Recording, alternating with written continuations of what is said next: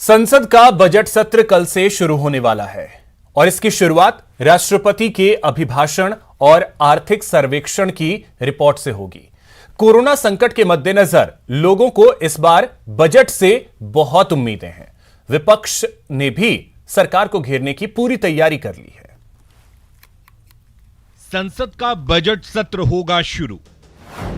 1 फरवरी को पेश होगा बजट। सरकार को घेरने को तैयार विपक्ष।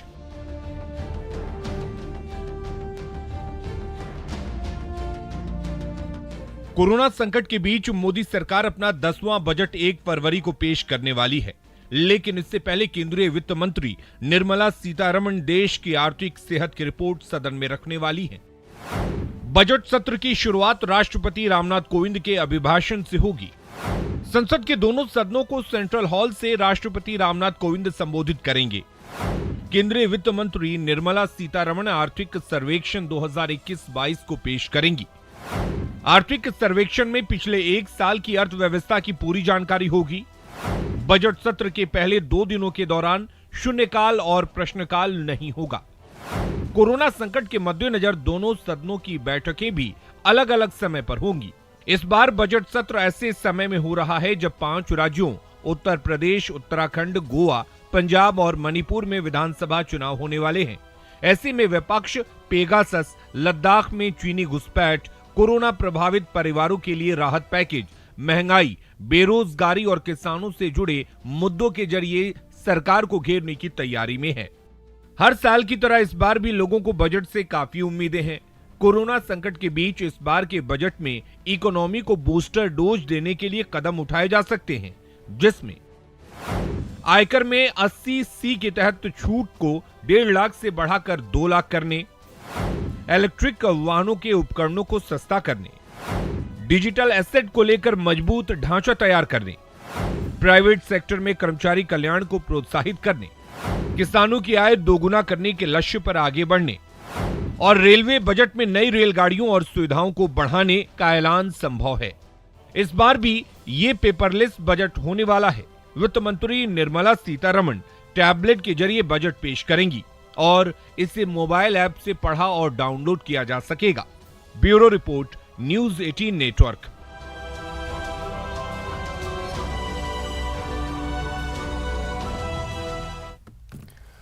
झुंझुनू कलेक्ट्रेट में महात्मा गांधी की प्रतिमा लगाई गई। आपको बता दें कि आज मुख्यमंत्री अशोक गहलोत ने वर्चुअली इसका अनावरण किया।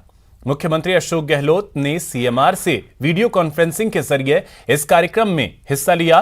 कार्यक्रम में कला एवं संस्कृति मंत्री डॉक्टर बीडी कल्ला, कला एवं संस्कृति राज्य मंत्री जाहिदा खान, गांधी जीवन दर्शन समिति के प्रदेश संयोजक मनीष शर्मा भी मुख्यमंत्री के साथ मौजूद थे। इस दौरान सीएम गहलोत ने आने वाली पीढ़ियों को गांधी की बताए राह पर चलने की सलाह दी, तो वहीं उन्होंने बिना नाम लिए बीजेपी को भी घेरा। दुनिया में और देश में, प्रदेश में तनाव का, अशांति का, अविश्वास का, हिंसा का, ये देश हित में नहीं है, देशवासियों के हित में नहीं है। युवा पीढ़ी को चाहिए कि सत्य के रास्ते पर चले। जो सत्य क्या कहता है, इतिहास में सत्यता की बातें क्या हैं, गुमराह करने वाले लोग तो बहुत आसान काम होता है। जातिवाद के नाम पर भड़काना बहुत आसान काम होता है। धर्म के नाम पे भड़काना बहुत ही आसान काम होता है। आग लगाना बहुत आसान काम होता है, पर आग को बुझाने में बहुत वक्त लगता है। आज जो माहौल बनाया जा रहा है धर्म के नाम पर, जाति के नाम पर, राष्ट्रवाद के नाम पर, वो राष्ट्रवाद असली राष्ट्रवाद नहीं होता है। असली राष्ट्रवाद वो है कि हम अनेकता में एकता वाले मुल्क हैं, हम सभी धर्म, सभी जाति, सभी वर्गों के साथ लेके चलें। पर मैं आप सबको अपील करना चाहूँगा, इस देश के हित में, देशवासियों के हित में, हम मानव मात्र के हित में हम किस प्रकार से गांधी के बताए रास्ते पर चलें। और गांधी का रास्ता ही प्रासंगिक हो गया, आज के वक्त में भी ज्यादा प्रासंगिक हो गया। आज इस हमारे सामने चैलेंजेस क्या है? भूखमरी है, महंगाई है, बेरोजगारी है, हिंसा का माहौल है, तनाव का माहौल है, अविश्वास का माहौल है, उसका मुकाबला हमें करना मिल करके, ये भावना हम सबकी होनी चाहिए। खबर भीलवाड़ा से है, जहां रेप के आरोपी पूर्व बीजेपी नेता भंवर सिंह पलाड़ा की मदद के आरोप में एक बड़े पुलिस अफसर पर गाज गिरी है। पीड़ित महिला अफसर ने एएसपी संजय गुप्ता समेत 10 लोगों पर आरोप लगाए थे और उन पर आरोप यह था कि उन्होंने पलाड़ा की मदद की है, जिसके बाद गृह विभाग ने मामले में संज्ञान लिया। बता दें कि पूर्व बीजेपी नेता भंवर सिंह पलाड़ा पर प्रतापनगर थाने में तैनात महिला सब इंस्पेक्टर के साथ पिस्तौल की नोक पर दुष्कर्म करने का गंभीर आरोप लगा है। दुष्कर्म मामले की जांच शाहपुर एएसपी चंचल मिश्रा कर रही हैं।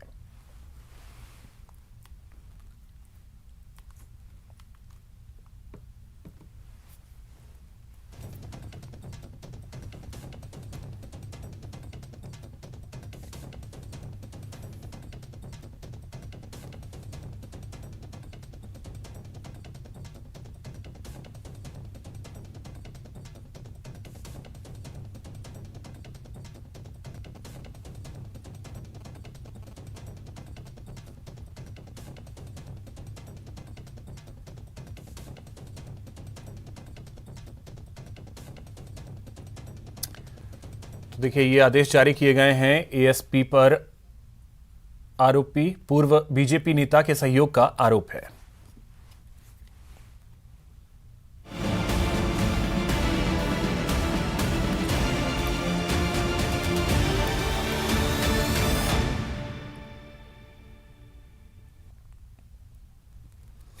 डूंगरपुर जिले में कोरोना वैक्सीनेशन का आंकड़ा 90% के पार पहुंच गया है। आदिवासी अंचल में कोरोना वैक्सीन को लेकर बड़े पैमाने पर फैली भ्रांतियां बड़ी चुनौती थी।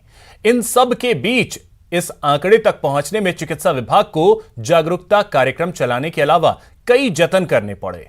यहां तक कि अन्य विभागों के साथ मिलकर व्यक्तिगत लाभ की योजनाओं में भी सख्ती की गई। कोशिशों का नतीजा निकला और अब लोग खुद चलकर टीका केंद्रों तक पहुंच रहे हैं। डूंगरपुर वैक्सीनेशन में आगे, कई चुनौतियों को किया पार। जनजाति बाहुल्य डूंगरपुर जिले में कोरोना वैक्सीनेशन को लेकर शुरू में कई अड़चनें आईं। ग्रामीण क्षेत्रों में कई भ्रांतियां थीं, जिनकी वजह से लोग वैक्सीन नहीं लगवा रहे थे। चिकित्सा विभाग की ओर से चलाए जा रहे जागरूकता कार्यक्रमों का भी असर नहीं हो रहा था। तब चिकित्सा विभाग और जिला प्रशासन ने अन्य विभागों के साथ समन्वय स्थापित किया और व्यक्तिगत लाभ की योजनाओं को टारगेट किया। डूंगरपुर जिले में 70% से ज्यादा परिवार मनरेगा योजना और खाद्य सुरक्षा योजना से जुड़े हैं। इसी को ध्यान में रखते हुए प्रशासन ने वैक्सीन नहीं लगवाने वालों को मनरेगा में प्रतिबंधित किया। साथ ही वैक्सीन लगवाए बिना खाद्य सुरक्षा का अनाज लेने पर भी सख्ती की। इसका असर हुआ और डूंगरपुर जिले में वैक्सीनेशन का आंकड़ा तेजी से बढ़ने लगा। वैक्सीनेशन का उसको बढ़ाने के लिए अंतर विभागीय समन्वय स्थापित करते हुए सभी विभागों के साथ, चाहे राजस्व विभाग हो, चाहे खाद्य विभाग हो, चाहे आईसीडीएस हो, चाहे शिक्षा विभाग हो और चिकित्सा विभाग, हम सभी ने मिलकर के एक सामूहिक प्रयास किया और वैक्सीनेशन को बढ़ाया। इसके लिए हमने कई तरीके की सख्तियां भी की, लोगों को समझाइश की, सख्त समझाइश की। विभिन्न माध्यमों के से सभी विभाग जिन जिन चीज़ों को डील करते हैं, उन्होंने उन विभागों ने अपने अपने जो लाभ दिए जाते हैं उसमें सख्त समझाइश करते हुए और टीकाकरण को बढ़ाने हेतु काफ़ी अच्छा काम किया। न्यूज 18 राजस्थान द्वारा चलाए जा रहे वैक्सीन कवच को ना नहीं अभियान का भी डूंगरपुर जिले में काफी असर देखने को मिला। सीएमएचओ डॉक्टर राजेश शर्मा ने माना कि न्यूज 18 राजस्थान की मुहिम से वैक्सीनेशन को लेकर जिले के लोगों में जागरूकता आई है। एक टीकाकरण का जो कवच करके कार्यक्रम चलाया था, उसके तहत काफी लोगों को जागरूक किया। इस जागरूकता से भी हमें लोगों के अंदर टीकाकरण के प्रति प्रेरित हुए लोग और टीकाकरण हमारा इससे बढ़ा।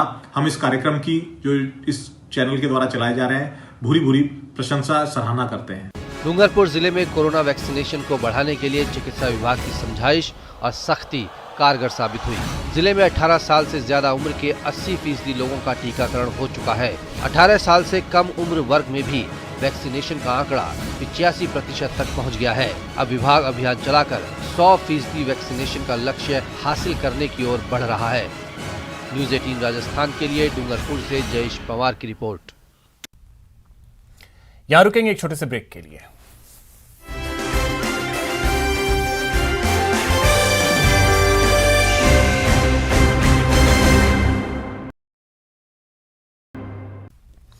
ब्रेक के बाद आपका स्वागत है। Rafael Nadal king of grand slam बन गए हैं। ऑस्ट्रेलियन ओपन में राफेल नडाल ने इतिहास रच दिया है। राफेल नडाल ने ऑस्ट्रेलियन ओपन 2022 का खिताब अपने नाम कर लिया है और इसी के साथ वो 21वां ग्रैंड स्लैम अपने नाम करने में कामयाब रहे। रूस के डैनियल मेदवेदेव को हराकर वो चैंपियन बने हैं, जिसके बाद उन्होंने फेडरर और जोकोविच का रिकॉर्ड तोड़ा है।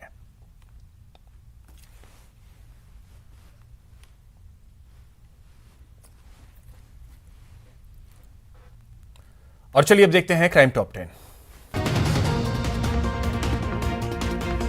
बारां जिले के छत्रपुरा गांव में बदमाशों ने एक युवक को गोली मारकर घायल कर दिया। घायल युवक को गंभीर हालत में अस्पताल में भर्ती करवाया गया।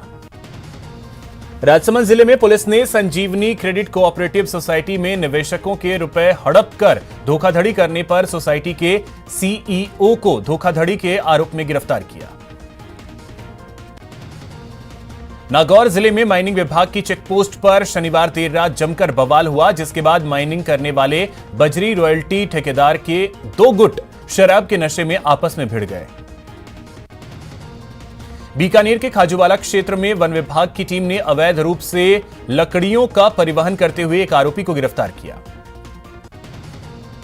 डूंगरपुर में पुलिस ने कार्रवाई करते हुए रतनपुर बॉर्डर पर शराब से भरे एक ट्रक को जब्त किया। पुलिस ने ट्रक से लगभग 34 लाख रुपए कीमत की 424 कार्टन शराब जब्त की। डूंगरपुर के बिछीवाड़ा में पुलिस ने 30 लाख रुपए की अवैध शराब जब्त की है। बताया जा रहा है कि यह शराब गुजरात ले जाई जा रही थी। बाड़मेर के कोतवाली थाना क्षेत्र के हिंगलाज नगर में एक नवजात शिशु का शव मिलने से सनसनी फैल गई। कुत्ते नवजात शिशु के शव को नोच रहे थे। सीकर जिले के श्रीमाधोपुर कस्बे में चोरों ने एक ज्वेलरी की दुकान को निशाना बनाया और लाखों रुपए का माल लेकर फरार हो गए। कोटा की ग्रामीण पुलिस ने कार्रवाई करते हुए 6 तस्करों को गिरफ्तार किया। कोटा की उम्मेदगंज नहर से आज एक युवक का शव बरामद हुआ है। नहर में शव दिखाई देने पर राहगीरों ने पुलिस और निगम के गोताखोरों को सूचना दी।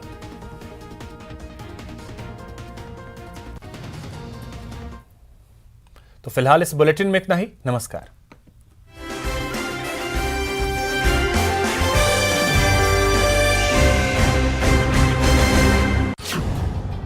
बजट 2022 में क्या होगा खास? मिडिल क्लास की उम्मीदें कितनी होंगी पूरी? क्या टैक्स से राहत की मिलेगी डोज? किचन का बढ़ेगा जायका? क्या अन्नदाता की भरेगी झोली? अब की बार बूस्टर डोज वाला बजट। बजट में आपके काम की हर खबर। 1 फरवरी को दिन भर लगातार सबसे तेज, सबसे पहले सिर्फ न्यूज़ 18 राजस्थान पर बजट 2022। इस न्यूज़ हेड